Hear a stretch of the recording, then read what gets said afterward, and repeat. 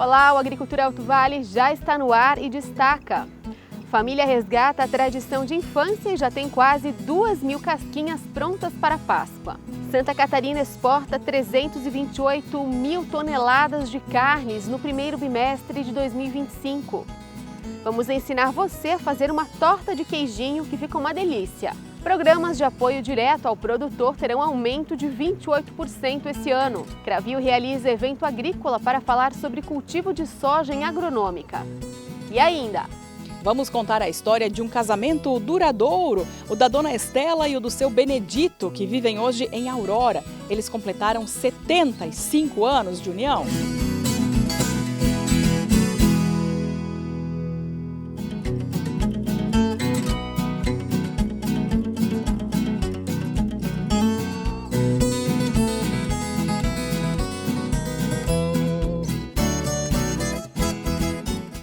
o setor de carnes de Santa Catarina registrou um desempenho excepcional nas exportações no primeiro bimestre de 2025, alcançando recordes históricos tanto em volume quanto em receitas.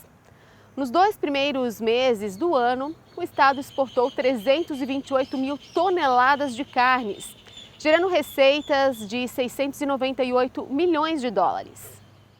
O resultado supera os melhores índices da série histórica iniciada em 1997, levando em consideração os meses de janeiro e fevereiro.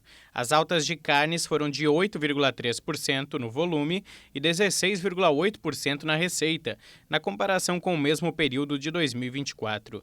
Os números são divulgados pelo Ministério da Economia e sistematizados pelo Centro de Socioeconomia e Planejamento Agrícola. As exportações de carne de frango catarinense atingiram 200 mil toneladas, com receitas de 397 milhões de dólares. O crescimento foi de 9,8% em volume e 16,4% em receita, em relação ao mesmo período do ano passado. Em termos de receita, é o melhor desempenho registrado para o primeiro bimestre de toda a história. O estado foi responsável por 22% da quantidade e 23,9% das receitas geradas pelas exportações brasileiras de carne de frango em 2025. A carne suína também teve um desempenho recorde, com 117 mil toneladas exportadas e 279 milhões de dólares em receitas. As altas foram de 8,9% em volume e 18,4% em receita, frente ao primeiro bimestre de 2024. Santa Catarina foi responsável por 55,5% da quantidade e 55,7% das receitas das exportações brasileiras de carne suína durante esse período. E em Ibirama, uma família resgatou a tradição da pintura de casquinhas de ovos para a Páscoa. O que era descarte virou arte. Inspirada em uma tradição antiga, a família da Elizabeth e do Robson, de Ibirama, encontraram na pintura de casquinhas de ovos uma maneira de reviver lembranças, reunir gerações e até mesmo transformar a Páscoa em um momento ainda mais especial. Eu optou começar a guardar as casquinhas pelo fato da gente fazer regime há um ano atrás. A gente começou a fazer regime e a gente estava jogando as casquinhas fora. Aí meu esposo teve a ideia, vamos pintar, igual antigamente os avós faziam e tal. E a gente optou por guardar. No começo eu disse pra ele que era loucura na cabeça dele, né? Porque eu disse, quem é que vai pintar a casquinha, a gente não vai guardar? E a gente foi guardando e estamos aí, né? Com quase 2.000 casquinhas. Neste ano, eles já ultrapassaram a marca de quase 2.000 casquinhas, todas prontas para que o comprador recheie como preferir, seja amendoim, confeitos ou até chocolates. Mas para eles, mais importante que a quantidade é a união que esse momento traz. Todos os domingos, os pincéis e tintas entram em ação. Daí a gente tira domingo para pintar, né? E assim é bom, porque a gente reúne a família e ocupa a cabeça com coisas boas também, né? Dá saudade. Até teve gente que pediu, vocês estão vendendo cheia? A gente disse, não, esse ano é vazia, né? E ano que vem a gente até pensou, então, se programar, tipo, quem quer cheia, a gente vende cheia. Aí já teve gente que, o meu menino agora começou a fazer guirlanda também, tipo, quer fazer para vender. Então, querendo ou não, tipo, reúne toda a família e mata a saudade lá do passado, quando a gente era pequeno, né? Acho interessante e legal, né? Voltar ao tempo de antigamente, que era feito assim, né? pelos meus avós, bisavós. Era assim lá naquela época, né? Cada peça ganha um toque único. Algumas são mergulhadas na tinta, outras são pintadas à mão. No potezinho com água, e aí a gente mergulha elas. E daí a gente bota as cores que a gente quer e aí o formato vai delas depois conforme elas vão escorrendo a tinta. Tem algumas que eu pinto no pincel, que demora mais, daí faço de uma cor e daí depois eu detalho ou com tinta por cima, ou eu pinto o patinho, escrevo Feliz Páscoa, a bolinha, enfim. Daí essas seriam mais, daí tipo, quem quer comprar por encomenda. O processo artesanal garante que cada uma tenha um desenho exclusivo, refletindo a criatividade e o estilo de quem as pinta. Às vezes a gente até bota a mesma tinta e a gente comenta, não ficou igual, tipo, nunca vai ficar igual, cada casquinha é um modelo diferente, né? E por mais que tu bota as mesmas cores, os dois, eu e ele fazendo, não vai ser o desenho igual, cada um tem um jeitinho, ele sopra as casquinhas dele, eu deixo correr sozinho. Cada um tem uma técnica e a gente se admira. Cada uma tem um formato e todas elas que a gente faz, a gente diz, como essa ficou bonita, porque pra gente todas elas é um formato diferente, a gente não consegue fazer igual. E até a Páscoa chegar, a alegria está garantida com cada nova casquinha pintada. Meu sobrinho vem aqui, eu tenho 3 sobrinhos, eles já estão esperando a Páscoa, porque o coelho já passou aqui, eles dizem, né? Já estão ansiosos.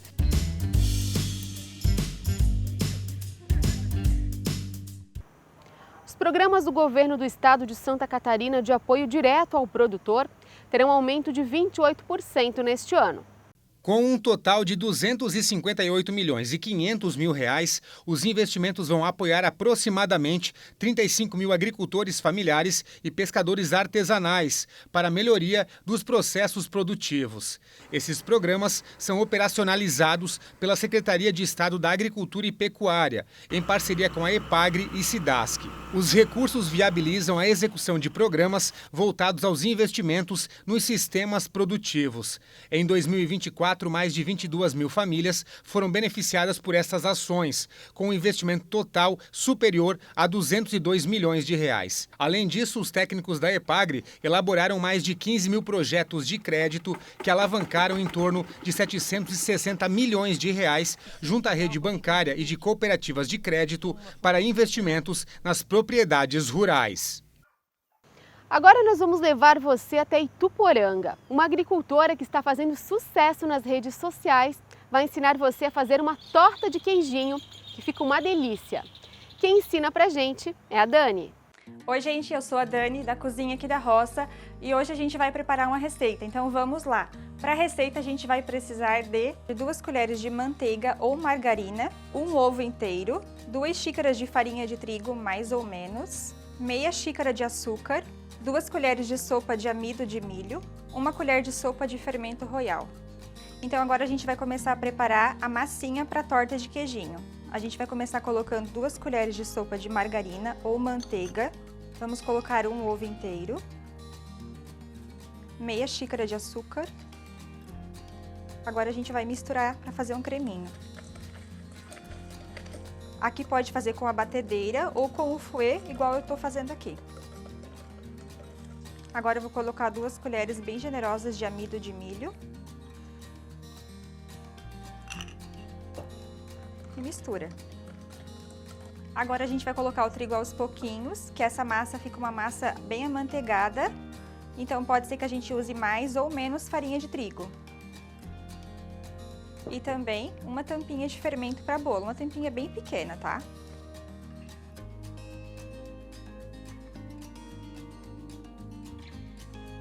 Daí agora a gente vai colocando a farinha de trigo até dar o ponto da massa soltar das mãos.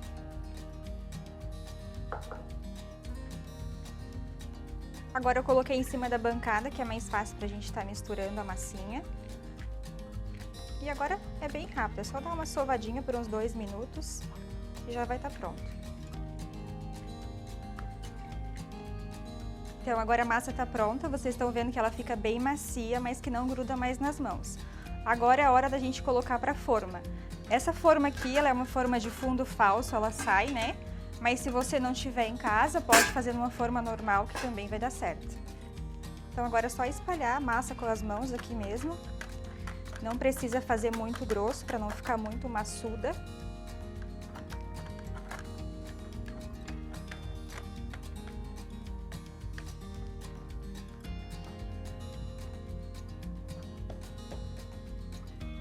Então, eu espalhei bem a massa no fundo da forma e nas laterais. Não precisa fazer muito grosso. Se você achar que tem muita massa, pode retirar também que dá certo. Então, agora a gente já reservou a massa. Agora eu vou aquecer o forno em 200 graus para a gente assar a torta de queijinho. Então, agora a gente vai começar preparando o recheio para a torta de queijinho. Eu vou usar uma xícara de açúcar. Essa xícara é de 240 ml. Vou usar 750 gramas de ricota ou queijinho. 2 ovos inteiros, 2 colheres de sopa de açúcar de baunilha, 1 xícara mais ou menos de leite, raspas de limão e também 2 colheres de sopa de amido de milho. E o leite condensado que a gente vai usar no final da receita, que eu vou mostrar para vocês. Então agora a gente vai começar colocando 2 ovos inteiros, 1 xícara de açúcar, 2 colherzinhas rasas de açúcar de baunilha. E agora a gente vai colocando os queijinhos.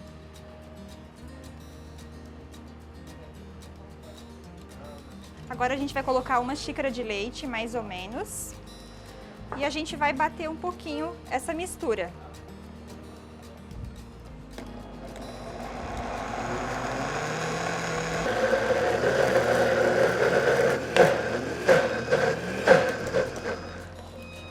Agora a gente vai colocar 2 colheres de sopa de amido de milho, para deixar essa torta bem cremosa. E as raspinhas de limão. Se você gosta com mais raspas de limão, pode colocar mais. Agora é só bater novamente.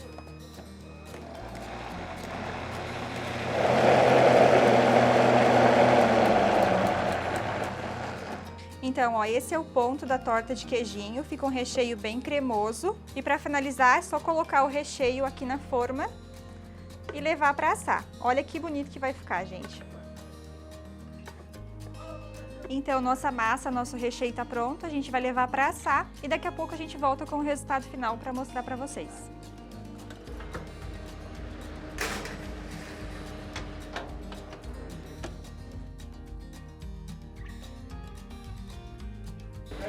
Quero mostrar para vocês o ponto, ó. Ela tá, a gente coloca o dedo aqui, ó, e ela tá firmezinha. Essa é a hora de colocar o leite condensado.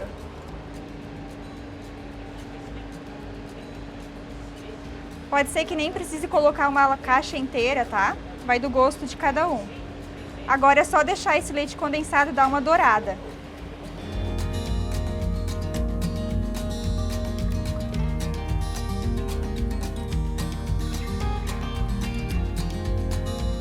Então, gente, esse é o resultado da torta de queijinho, ficou bem bonita. O ideal é estar comendo ela geladinha, tá? Mas a gente cortou para mostrar para vocês com bastante carinho.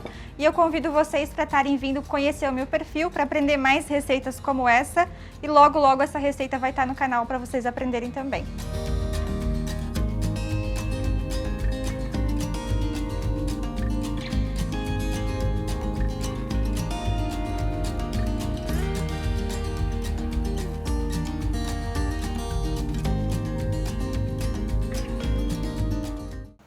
E essa semana foi realizado em Agronômica o Experience Day, um evento da Cravil voltado à produção de soja. O Everaldo planta 120 hectares de soja no município de Agronômica.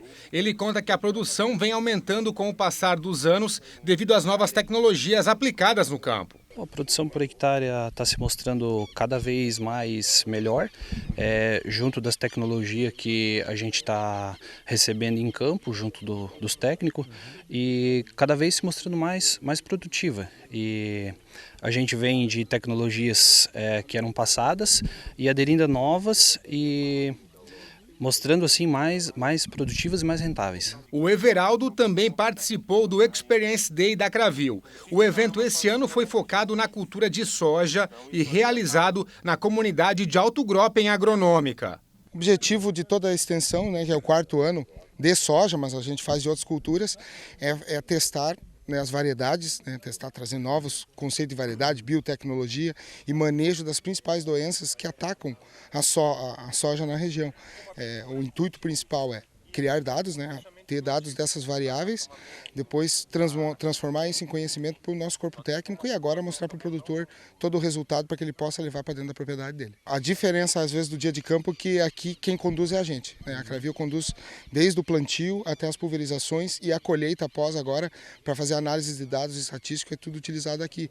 Então o dia de campo ele é mais específico, ele é mais concentrado. Aqui não, aqui ele é objetivo, falando em soja mesmo, então a gente acaba agora só abrindo um pouco mais para o produtor ver, é uma experiência nova. O técnico da Cravil explica que através de eventos como esse, que os agricultores podem conhecer as novidades e assim planejar melhor a próxima safra. Serve principalmente para a gente conseguir posicionar melhor os materiais para os produtores, né? Então a gente testa eles aqui primeiro, vê como eles se comportam na região, né?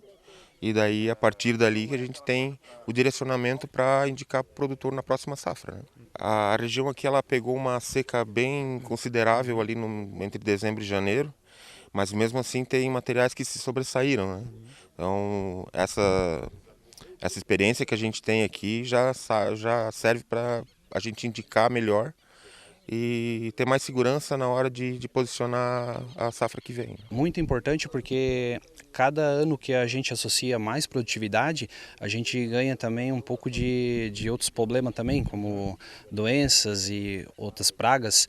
Aí junto dessas empresas presentes é onde elas trazem para a gente o controle dessas pragas e doenças. Então é muito importante ele estar junto ao lado do dia a dia, assim. Alguns experimentos com soja foram feitos na propriedade do seu Vanderlei. Ele conta que esse tipo de evento da Cravil tem ajudado toda a região. A importância é trazer conhecimento e tecnologia para nós, né? Aqui a gente acaba aprendendo a nossa aula de como gerar a propriedade, né? O plantio de soja na região cresceu nos últimos anos, mas tem variado devido ao preço pago pelo produto. A soja até a última safra ainda teve um crescimento, mas não tão grande quanto nos últimos anos, né? O que a gente vê agora para o próximo ano? A tendência é ter uma migração de rotação de cultura. É o milho com uma certa elevação de preço e a soja com uma queda que está hoje, está tendo uma tendência hoje do produtor começar a plantar milho. Então a área de milho vai crescer e obviamente ela vai crescer em cima da soja, assim como os dois sempre se complementam em termos de rotação. Praticamente agora meio que estabilizou, né? Praticamente as áreas já são quase todas ocupadas, né? Então, mas a tendência é continuar sendo a principal cultura aqui do Alto Vale, né, em área, né, e a soja demonstra uma importância econômica muito grande para o Alto Vale, né, então a tendência é continuar. Um casal que mora em Aurora completou 75 anos de união. Os dois têm quase 100 anos de vida e ainda se mantêm ativos. Numa época em que a estabilidade conjugal é cada vez mais rara, a dona Estela e o seu Benedito dão exemplo de amor e companheirismo. Eles celebraram os 75 anos de casamento. Respeitaram pra valer o juramento feito quando trocaram alianças em dezembro de 1949. Apesar da idade avançada, ela com 97 e ele com 98 anos, os dois mantêm a disposição e dão conselhos para uma união duradoura. É só respeitar um ou outro.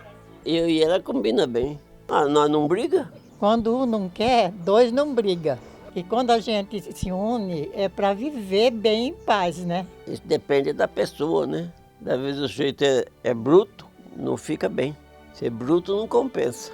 Ficar nervoso, ficar brigando, ficar com raiva um do outro. A gente nunca aconteceu isso, não. Toda a vida eu respeitei ele também me respeitou, graças a Deus. Os dois se conheceram ainda bem jovens e casaram na cidade de Monte Aprazível, no interior de São Paulo, onde viviam em uma região agrícola. Quando a gente se conheceu, a gente era bem novinho ainda. Ele estava com uns 15, 16 anos. Eu sou mais nova que ele, não chega um ano. Aí depois eles mudaram de lá, daquele sítio. Aí depois nós também mudamos mais para longe ainda. Aí depois a gente voltou, aí a gente começamos a namorar. Namorou pouco tempo, 1 ano e meio, depois já pensou em casar, pronto, casou. Foi da agricultura que eles tiraram o sustento por muitos anos. A trabalhar na roça, né? Sempre tocando lavoura de café, algodão, né? Essas coisas. Plantio de todo tipo, né? Aí, graças a Deus, deu tudo certo. E a gente sempre viveu na santa paz. A gente quer muito ver os filhos da gente, a gente ama muito. Eles são muito bons para a gente. A dona Estela e o seu Benedito tiveram 6 filhos e perderam 2 em acidentes. Uma faleceu aos 66 anos e outro aos 35. O casal, quase centenário, morava na cidade de Santo André, em São Paulo, antes de se mudar para Santa Catarina. O seu Benedito se aposentou após trabalhar em uma montadora de veículos na região do ABC. 10 anos atrás, o casal trocou o agito da cidade grande pela calmaria do interior. Eles vieram aqui para a localidade de Santa Teresa, para a conhecida Tifa dos italianos, onde mora a filha, Gina, que quis trazer os pais para perto dela. E eles se adaptaram muito bem a esse local super calmo, tranquilo, onde tem até mais qualidade de vida. Eu sinto muito grata a Deus por ter eles aqui perto de mim, né? Que eu lutei muito para isso, para eles virem para cá. E aí chegou um dia que a mãe achou que era melhor, né? Eu faço o que eu posso fazer por eles. Todo dia de manhã eu levanto, olho naquela janelinha, ver se ela já levantou, né? Eu acho que eu vou chorar, viu? E assim, ó, eu não consigo pensar um dia, olhar de lá para cá e não ver eles, sabe? Porque esse dia vai chegar, né? Mas enquanto eles estiverem aqui, você está sempre por perto e aproveitando cada momento. Toda noite saio de casa, venho aqui falar benção para eles, toda noite. E quando eles precisam do médico, eu levo, fazer exame, eu levo, tudo que precisa para fazer para eles, eu faço. E vou fazer até a última hora, o último minuto deles eu vou fazer. O seu Benedito gosta de caminhar nos arredores da casa. A dona Estela ainda consegue se virar com o serviço mais leve. O passatempo preferido é colorir esses desenhos. Ela também aderiu à tecnologia e gosta de acompanhar as redes sociais. E assim os dois seguem juntos, cuidando um do outro, rumo aos 100 anos de vida. Enquanto eu puder fazer, eu vou fazendo. Tem uma dorzinha, a gente toma um remedinho, vai passando, aí melhora, mas todo dia com o pensamento naquele lá de cima. Porque é aquele que faz tudo pra gente, né? Tem que levantar de manhã e pedir para ele dar força pra gente lutar de cabeça erguida, para não se entregar tão fácil com as coisas. Toda a vida foi bom para nós. É ter amor no outro, um no outro, né? Ter amor um no outro, pronto. Aí tá bonito.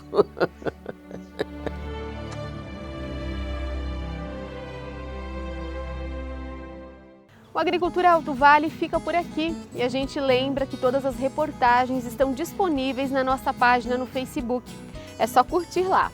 A gente se vê no sábado que vem. Obrigada pela companhia e até lá!